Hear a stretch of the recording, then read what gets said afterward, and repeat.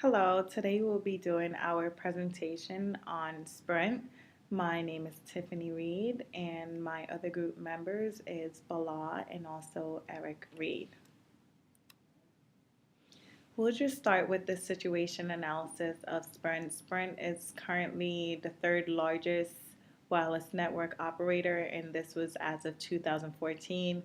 They serve about 55 million customers at about the end of 2013. And it is a company that's widely recognized for developing, engineering, and deploying innovative technologies. As we will later talk about, we will see how Sprint has definitely fallen off their curve from where they were a few years ago. But they currently offer wireless voice, Virgin Mobile, and different assurance wireless brands. As I mentioned before, they're not only the third largest wireless network, but they are also the third largest long distance provider. And this ranking is based off of subscribers. In about 2006, Sprint exited the local landline telephone business and they decided to just focus on their wireless business. At the end of 2004, Sprint and Nextel, they announced that they would merge to form Sprint Nextel Corporation.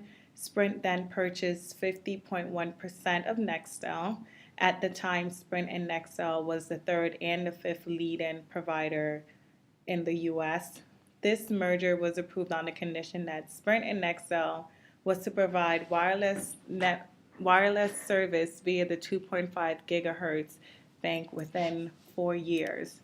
Sprint then combined their plan offering of its Sprint and Nextel brands to bring more uniformity across the company offering. And I would later, now I will talk about other issues that was faced with the merger.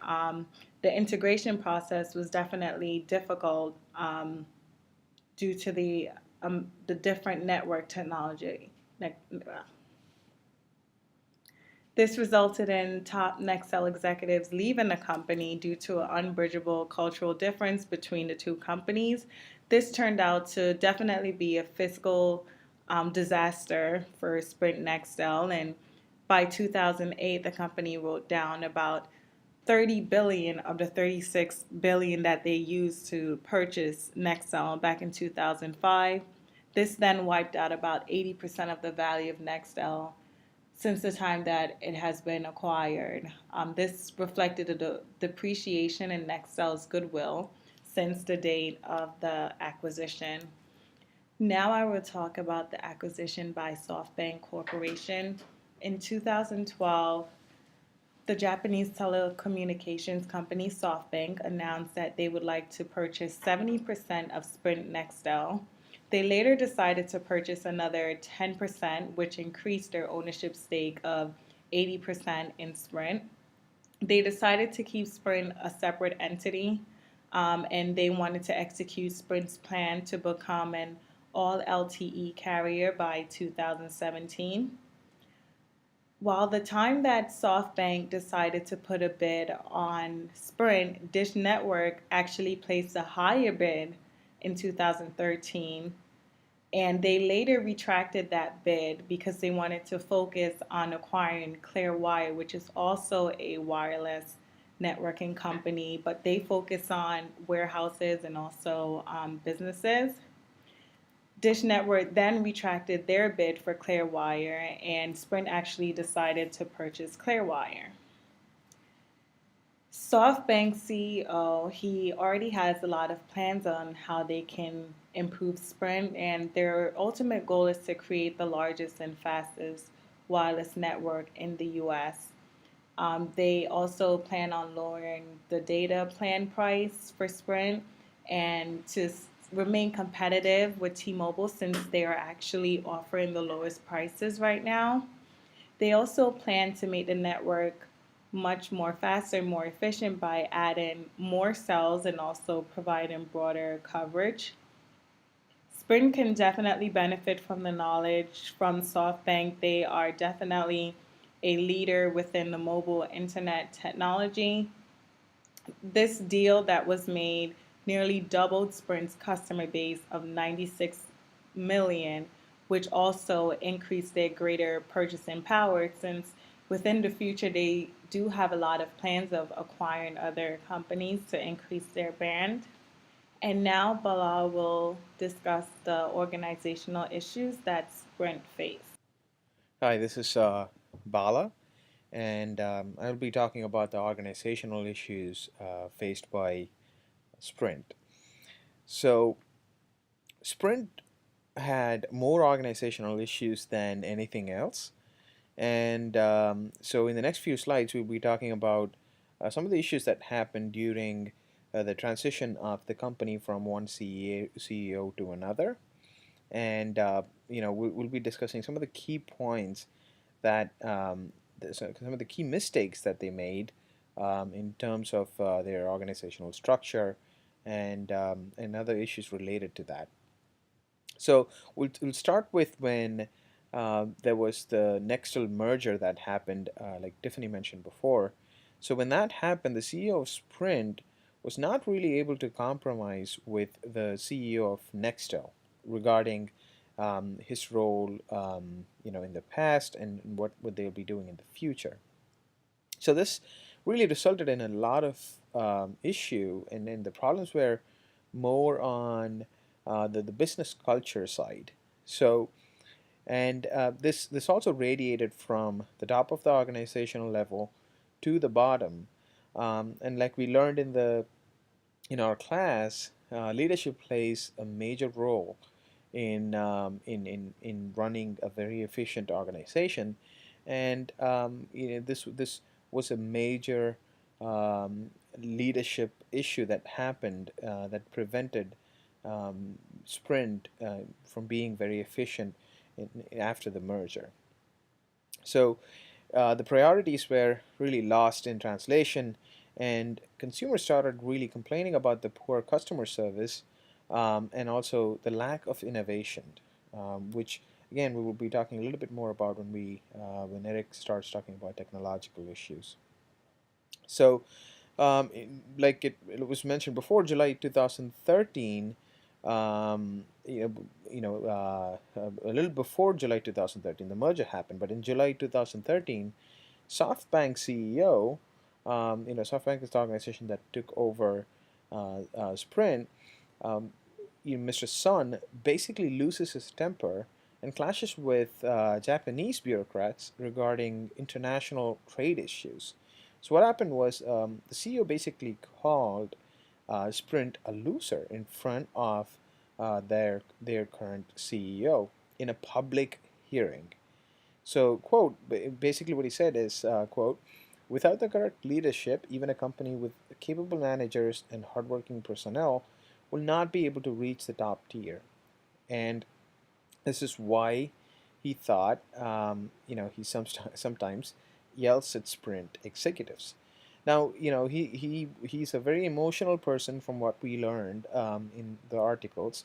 But the problem is what it does is it sends the wrong message to not only the senior executives, but this is public. So it also sends wrong message to the employees, right to the bottom of the organizational structure, which again impacts the business culture in the organization. So the leadership's anger and outbursts sends wrong messages to the employees. The employees basically lose their confidence and their morale pretty much goes down. And so the other part of the problem is that they really did not look at this as a change management issue. There was no structure around doing this transition. And like we learned in the class, there was no real model around how they approached it from what we learned. So there was, for instance, they could have used the Levin's theory where they could have unfroze, they could have done all the changes, and then they could have refroze the organization, but there was no unfreezing or refreezing. So it looked like the CEO, the new CEO, pretty much started running on day one. It was not a very slow transition, or the timing was not very helpful either. So the leadership failed in making sure the transition was smooth, and it did hurt the company. So another recent change, after Sprint pretty much reported a loss of 192 million and lost about 2,000 jobs, is back in August, not too long ago, when Sprint appointed the new CEO, Marcelo Clor.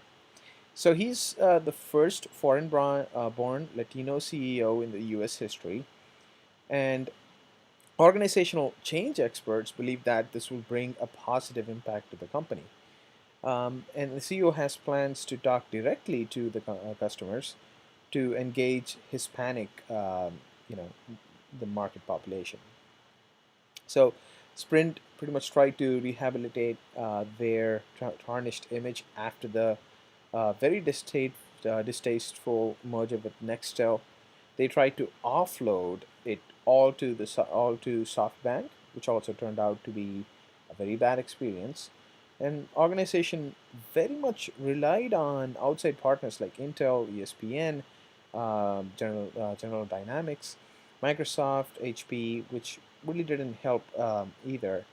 And as suggested by the new CEO, they also had marketing issues. So their current efforts were not being fruitful. The company also needed differentiation. So, and again, going back to leadership, like we learned in the class, leadership plays a pivotal role. And every time the leadership tried to fix issues, the senior executives, there were dramatic reorganization by the top tier folks in the organization. The executive team was disrespected for taking initiative to face trouble head on, and the merger and the new organizational structure really didn't help that either, because the new organization, the senior tier of the organization, really didn't understand the previous culture that Sprint had. And IT executives were very frustrated with the level of delay in getting the bad news to the senior leadership. So one good news about the CEO who left, though, is that he did tackle the customer satisfaction issue, which was one of the biggest issues when the previous merger happened. And under the new CEO's vision, as you can notice, Sprint actually made a major comeback after 2008 in customer satisfaction, and they actually sort of you know were par with Verizon, who was and is, I believe, it still is the national leader in customer satisfaction. Hello, my name is Eric Reed, and I'll be talking about the technological issues with Sprint. Now, Sprint was late in the adoption curve for smartphone deals. All right, they experienced major difficulties in merging its networks with Nextel. They allocated about $8 billion to implement WiMAX technology. All right, but their biggest issue was customer satisfaction, lowest in the industry. All right, customers really weren't satisfied. Sprint is delivering technology rather than looking at the customer needs. I mean, there was a lot of problems that customers had, and Sprint wasn't really catering to those needs. They weren't, showing customer satisfaction like customers needed. Their brand image has also been tarnished. All right, they were struggling to get back with Nextel loyalists, and in early 2008, they passed up on a deal to bring iPhone to their network, which was a big deal, and they lost a lot of money with that. Now here you got the adoption curve issue, and as you see, this is the S curve. Now you have the innovators, early adopters, early majority, late majority. Now smart companies know to invest in these devices early on if they think that they're going to do well later on. Okay, so this next chart shows several phone companies. Now Verizon, AT&T, they jumped on the curve early around the innovation period, and they benefited from it with sales from 4.3 million to 7.6 million with Verizon and AT&T. Now Sprint, they waited and they paid. They only grossed about 1.8 million, and they could have made a lot more. And as you see the subscribers to the right, Verizon had 108.7 million, AT&T 101.2 million, and then you had Sprint with a 55 million, which is not good at all compared to the other companies. Now, some of their strengths was they excelled in music downloading, streaming videos, and wireless networks. They had exclusive walkie-talkie features, which everybody liked, and they had a patented ruggedness look. I mean, their phones had a certain look to it. Now, considered by the industry and lastly, they're considered by the industry as the leader in new technologies. So, to conclude our presentation, Sprint moves very fast in terms of changing their strategy and making quick merger decisions. So, again, I'm sure financial experts looked at the mergers. They made the decision after a lot of discussions and a lot of research. But it looked like some of the decisions that were made were very premature, especially the Softel merger. It looked like they just wanted to offload their issues from Nextel to SoftBank, and they just made that decision very quick. Sprint should have used a model, a proper learned approach for the change management. It looked like it did not happen. Based on what we learned in the class, we think that an integrated model could have been perfect for their organization. They could have been more structured.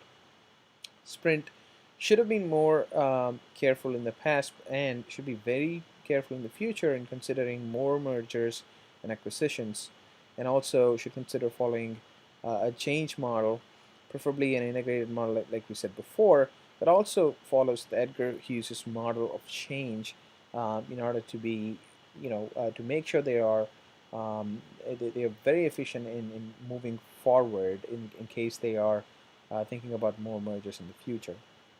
Leadership, both at SoftBank and Sprint, must be extremely careful in the future as the entire company looks up to them. Like we mentioned before, Mr. Sun, who made some public remarks that tarnished the company's name, had a lot of sequential issues because of what he said. So the leadership should be really careful in what they say in the future, just to make sure they don't impact the name of the company. And Sprint should also learn from their competition and focus on improving customer satisfaction. They've done that really well in the near past and should continue doing that if they want to be successful. Sprint should also focus on what customers use and what they need than what the senior executives they think should be using. They should also reduce their efforts on landlines. It has become a thing of the past. And finally, one last thing that we think will be helpful is a brand new marketing strategy based on our research on Sprint.